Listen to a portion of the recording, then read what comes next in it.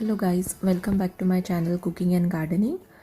आज आपण गणेश चतुर्थी स्पेशल एक सोपी अशी रेसिपी पाहणार आहोत. पहिली तर सगळ्यांना गणेश चतुर्थीनिमित्त हार्दिक शुभेच्छा. आणि आज गौरीचेही आगमन झाले आहेत, त्याच्यामुळे आपण आज मोदक ही रेसिपी पाहणार आहोत.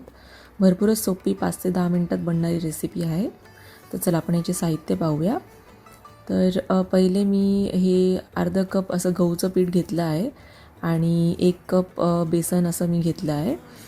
तर हे पूर्ण 1 वाटी अशी बेसन आहे आणि अर्धा कप गहूचं पीठ आहे. ते आपण दोन्ही एकत्र एका पॅनमध्ये ड्राय रोस्ट करणार आहोत. तर मेक शुअर करा की तुमची जी फ्लेम आहे ती मीडियमच राहू द्या, हाय आपल्याला नको आहे, नाही तर ते जळून जाणार. तर हे दोन्ही मिश्रण आपण एकत्र एका पॅनमध्ये घेऊन ड्राय रोस्ट असं करायला ठेवूया. तर छान हे असं मिक्स करून घेऊ आपण आणि चमच्याने सतत हे हलवून ठेवायला पाहिजे, कारण की जर आपण तसं नाही केलं तर जळण्याचं भरपूरच चान्सेस आहेत. तर हे दोन्ही एकत्र येतपर्यंत आणि छान भाजेपर्यंत आपण असं मस्त मिश्रण हे भाजून घेऊया. आता तुम्हाला हा कलर दिसत आहे. आता भाजल्यानंतरही तुम्हाला ह्याचं मी कलर छान दाखवेन. तर 1 कप बेसन आणि अर्धी वाटी अशी गहूचं पीठ घेतलं आहे आपण. तर ते हे बघा, हे आता किमान 5 ते 8 मिनटानंतर थोडंसं हे कलर आता चेंज व्हायला चालू झालं आहे. तर त्याच्यात आपण आपले आवडीनुसार ड्रायफ्रूट्स घालूया. तर मी ह्याच्यात किमान 5 बदाम आणि 2 काजू आणि 3 ते 4 असं शेंगदाणे, भाजलेले जे शेंगदाणे आहेत ते मस्त असे हे करून छान असे फाईन चॉप करून मी ह्याच्यात ड्राय रोस्ट करणार आहेत. तर आपण हे बेसन आणि गव्हाच्या पीठच्या मिक्सरमध्येच आपण ड्रायफ्रूट्स टाकून ह्यालाही रोस्ट करून घेऊया.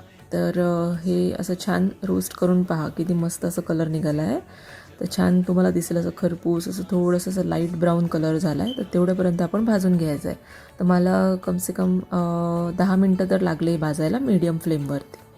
तर हे असं आपलं ड्राय आता हे मिक्सचर रेडी आहे. तर आता आपण दूध तापवायला घेऊया.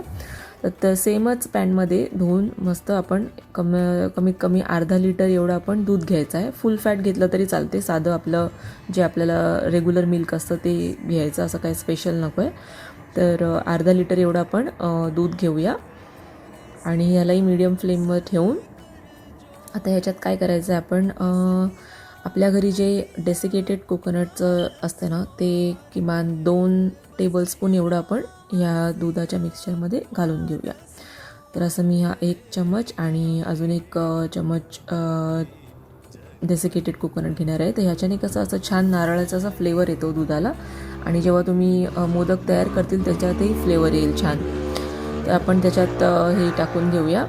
आणि आता आपण मी हे इलायची घेतलेला आहे, 3 ते 4 इलायची कुटून ह्याचे पावडर करून किमान ½ टीस्पून एवढं आपण सेम दुधाच्या मिक्सरमध्ये टाकून घेऊया. मग त्याच्यातच आपण जे गव्हाचं पीठचं घेतलेलं तेवढं कप एवढं आपण शुगर घ्यायचं आहे. म्हणजे 1 कप एवढा तुम्ही शुगर घेऊन टाका. तर हे रेग्युलर साखर आहे, व्हाईट शुगर जी आहे ती आपली साखर आहे. तर बघायला ऑलरेडी मला अशी छान लागायला लागली आहे बाजूबाजूला. आता मी याच्यात थोडासा कलर येण्यासाठी चिमूटभर एवढं हळदचं पावडर टाकलं आहे. तर कोणी कलर टाकतं, कोणी सॅफरन टाकतं, त्याच्याने छान फ्लेवरही येतो. पण मी हळद टाकलं आहे. तर तुम्हाला पाहिजे तर तुमच्या चॉईसने तसं तुम्ही टाकू शकता. तर पहा, जस्ट असं थोडं उकळायला आलं तेव्हा मी हळद टाकली, तर ह्याला ऑलरेडी एकदम लाईट असा कलर यायला चालू झालेला आहे. तर ह्याला आपण छान असं उकळी येऊन देऊया, म्हणजे याचा कलर थोडा चेंज होतपर्यंत आणि नारळ थोडंसं असं कुक होतपर्यंत आपण याला छान एक बॉईल घेऊन देऊया. म्हणजे मीडियम फ्लेममध्येही हे उकळायला चालू होतं. छान याचे फ्लेवर आपण रिलीज करूया इलायची पावडरचा वगैरे. तर हे जसंच उकळायला गेलं की मग आपण जे आपलं ड्राय रोस्ट आपण केलेलं बेसन आणि गहू पिठाचं जे मिक्सचर आहे ते आपण हळूहळू या दुधात टाकायचं. तर काळजी घ्यायचं की हे भाजायला नाही पाहिजे, म्हणून आपण थोडंसं वरती घेऊन हे सगळं मिक्सचर आपण ह्याच्यात टाकून घेऊया. तर तुम्ही ह्याच्यात टाकताना बघू शकता की तुम्ही कुठला अंदाजे तुम्हाला जर दूध कमी वाटत असेल तर तुम्ही वरतून दूध टाकू शकता. पण मला ही बरोबर क्वांटिटी झालेली आहे. तर त्याच्यामुळे हे टाकल्यानंतर मस्त एकदम असं छान हलवून घ्या की गाठी नको पडायला. म्हणून बघा, हे असं मस्त मिश्रण असं एकत्र यायला पाहिजे.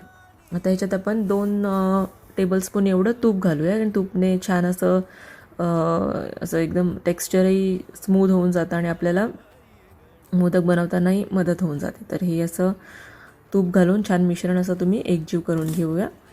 तर पहा, हे असं एकदम मस्त असं मिक्सचर माझं रेडी झालेलं आहे. तर हे कसं गरम गरम असेल ना, तेव्हा थोडं प्लेटमध्ये काढून थोडं वॉर्मच राहू द्या.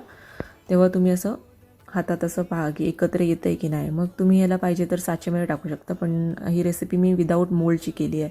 तर तुम्हाला दाखवते की मी कसं विदाऊट मोल्डचंही करते. तर हे असं एकजीव आलं की तुम्हाला माहीत पडेल की हां, आपला मिक्सचर एकदम व्यवस्थित तूप छान रिलीज करून झालेला आहे.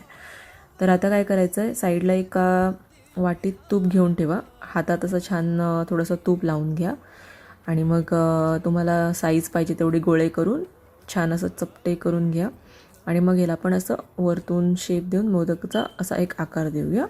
तर हे नॉर्मल मोदकचं तुम्हाला दाखवते, म्हणजे आपल्याला काही दुसरे असे वेगवेगळे शेप न करता हे नॉर्मल आपलं जे मोदकचं शेप आहे ते तुम्हाला मी दाखवते की बघा कसं मस्त असं तूप हातात लावून ह्याला छान असं आपल्या हातावर ठेवून एक असं छान शेप देता येतो. तर हे एक मोदक असं रेडी आहे. तर पहा, मस्त असं दिसतं. ह्याला विदाऊट साचा आणि मोल्ड न घेता पटापट झाले आपले मोदक. आता हा दुसरा पण तुम्हाला तसं करून दाखवते. तसंच सेम साईजचं तुम्हाला जसं पाहिजे तसं हातात घ्या, छान असं गोळा रेडी करा. एका साईडला थोडं तूपही घ्या हातात, म्हणजे तुपाने कसं तुम्हाला छान असं एकजीव करता येते मिक्सचर आणि आकारही येतो. तर आपण पाहूया आता. ते हे पण मी असंच सारखंच मोदकचं असं शेप देत आहे हातानेच. पण ह्याला मी आता काय करणार आहे, ह्याला आपल्याला असे कळ्या दाखवायच्या आहेत. तर आपल्याकडे मोल्ड नाही नसेल तर आपण काय करू शकतो, बाजूला एक फोर्क ठेवा तुमच्याजवळ आणि आधी हाताने तुमच्या बोटाने आणि थंबने छान एक असा आधी मोदकचा आकार देऊन टाका मस्तपैकी. असं पहा, असं पटकनच होऊन जातो, याला काही एवढं असं टाईम नाही लागत. तर असं झाल्यानंतर असं मोदकचा आकार आल्यानंतर फोर्क हातात घ्या आणि त्याचे जे साईड्स आहेत त्याच्याने जस्ट एक असं शेप करून घ्या, असं म्हणजे आतमध्ये जसं मी व्हिडिओमध्ये तुम्हाला दिसत असेल असं एक छान असं हळूहळू असं एक शेप असं हे करून द्या. तर बघा किती मस्त शेप असा आला आहे. ते साचे किंवा मोल्ड न वापरताही बघा मोदकचा आकारही आहे आणि छान मोदकसारखं दिसतही आहे. तसेच आपण सगळे मोदक तयार करून घेऊया. तर पहा किती मस्त असं शेप देऊन तेवढ्या मिश्रणमध्ये माझे किमान 10 ते 15 मोदक किती सुंदर आणि छान दिसतात तसं रेडी झालेत. त्याच्यावर तुम्हाला पाहिजे तर तुम्ही सिल्वर फॉईल लावू शकता, पिस्ता पाहिजे तर पिस्ता टाकू शकता वरतून, असं डेकोरेशनसाठी छान दिसते. असं पहा किती पटकन सोपी अशी रेसिपी आहे ही. तर आपण ह्याला गणपती बाप्पांना आणि गौरीला आपण नैवेद्य दाखवून देऊया आणि एकदम सोपी रेसिपी. होपफुली तुम्हाला आवडली असेल ही रेसिपी, तर माझ्या चॅनलला सबस्क्राईब करा आणि प्लीज ही रेसिपी करून पहा. थँक्यू.